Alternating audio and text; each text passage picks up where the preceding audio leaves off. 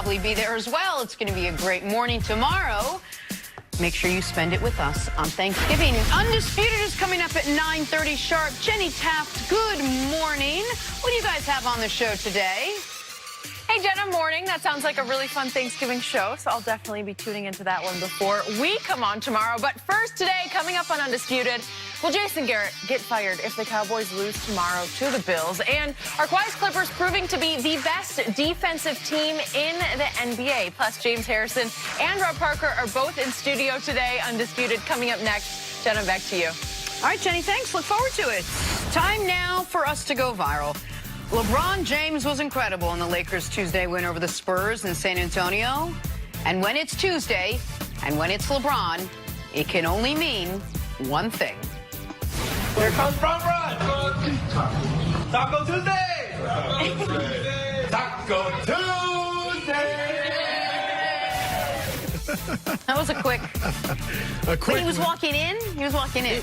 You saw the whole Lakers team. If you saw the clip, you saw JaVale, you saw everyone walking in. They just hit up him. Right before him. LeBron was at the tail end. They just hit up a taco joint in San Antonio. Great place to. That's a great place to get tacos. Absolutely. Sure. On the Riverwalk, you can't beat that. And so hit it up, little taco. I thought LeBron was going to kind of leave the Taco Tuesday thing to the off season. Well, I think he didn't spearhead that. I think everyone else sort of egged him on with the Taco Tuesday. And he doesn't walk into a random restaurant and be like, I'm here. Well, I mean, they wanted to copyright, patented. That is true. I'm sure it was going to be another television show. He's all in on the Taco Tuesday. Yeah, I think they actually asked him to do it. So okay, fair enough. Can't disappoint. Fair enough. It's Didn't he want to copyright that? It's his trademark. Healthy tacos. Back to the Dallas Cowboys, hosting the 8-3 Bills tomorrow. They do so with a 6-5 record and with Philly nipping at their heels. At this point, only a win could quiet the noise surrounding this team. Whether you'd call it a must-win or not, it certainly is for Jason Garrett. Mike Florio says the Cowboys could fire Jason Garrett Friday if they lose.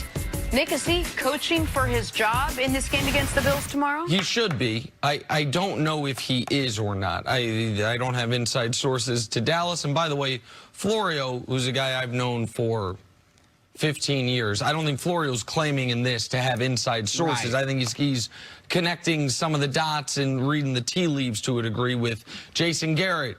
Seemingly someone close to him leaking, hey, the Giants would be interested, with Jerry Jones eviscerating him right after the game and then not walking those comments back.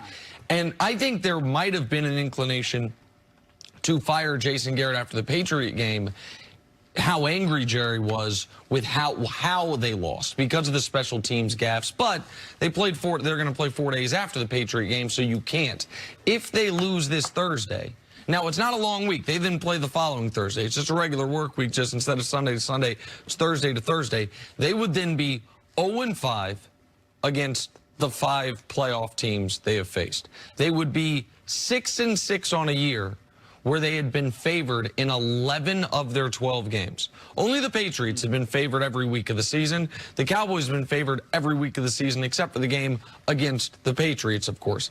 They have been massively underachieving.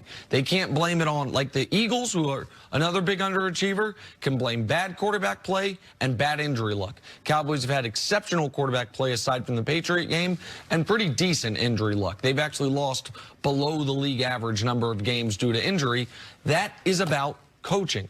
And when he has been the coach, Broussard, for a decade, and when this was a year where you put so much investment into this season, and they didn't know this was going to be the case because I think they thought they were going to get Dak done, but this is the last year Dak's going to be on this cheap contract. If you just are hanging, hanging around at 9-7, maybe you rally to 10-6, it's a failure and a disappointment.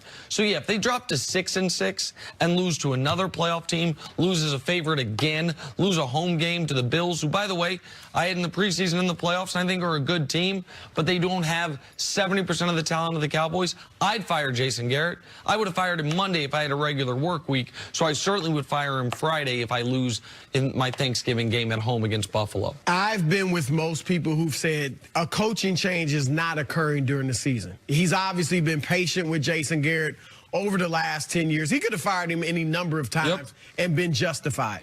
Obviously, Jason Garrett is close to Jerry Jones, and he considers him like a son almost. So for all those reasons, I've thought you're going to keep him. Plus, we don't have any example of an interim coach who became the head coach during the regular season. Yeah, going on to some great playoff run. But now there is so much evidence mounting. For Jerry Jones to come out the way he did, I mean, the reason this was so significant is because he's never come out like this against Jason Garrett. And then yesterday he doubled down on it.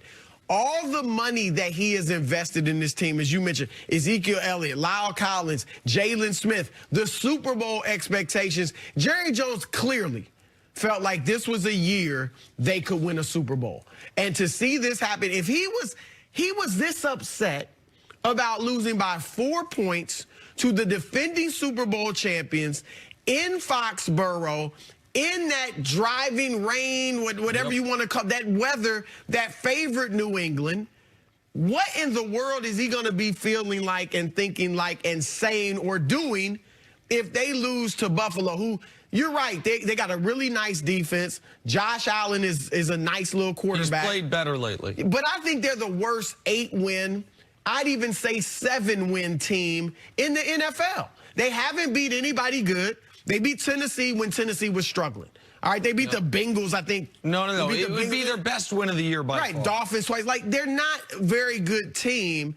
And if Dallas gets beat by them on Thanksgiving Day, I just think it could trigger Jerry Jones to do. He might feel like, look, the season's over anyway. First of all, will we even make the playoffs? Because the schedule's not that light. Yep. We haven't proven we can beat good teams. If we do get there, we haven't proven we can beat them. And he might look at Chris Richard, who I assume would get it, the defensive coordinator. He is a guy that's fiery. He's a guy that's competitive. He's a guy that holds his players accountable. And a guy that has been linked to head coaching positions before. If they win, though, does that buy Jason Garrett the season, or would you still want them to make some semblance of a coaching change? Well, listen, I think they have made the decision. I think Jerry knows he's making a coaching change. At the end of the season. At the end of the year, yes, barring something that to me is an impossibility at this point, which is the Cowboys winning 3 consecutive playoff games against 3 consecutive high-quality opponents. Because keep in mind, that first playoff game, if they get there, yeah, it'll be at home. It will be either against Seattle, San Francisco, Green Bay, or Minnesota. Whichever of those 4 teams ends up not winning their division, 2 of them won't. 2 of them are going to be wild cards. Those 2 pardon me, I apologize. Those 2 wild card teams out of the NFC are going to be monsters. They will be favorites in Dallas. That'll be another game, Dallas being underdog, if they happen to get there. And I understand people say Jason Garrett, Jerry Jones been so patient with Jason Garrett, but he hasn't had a lot of moments where it would have made, to me, a ton of sense to fire him until recently. Let's just look at it. His first 3 years as coach of the Cowboys, 8-8, 8-8, 8-8. And so you're okay. You're not good enough. And I feel like they underachieved with Romo, but a lot of that was put on Romo. But then when he had a year where it was put up or shut up, they went 12-4. Yep. That was the Dez caught it year. All right, the next year, Romo gets hurt.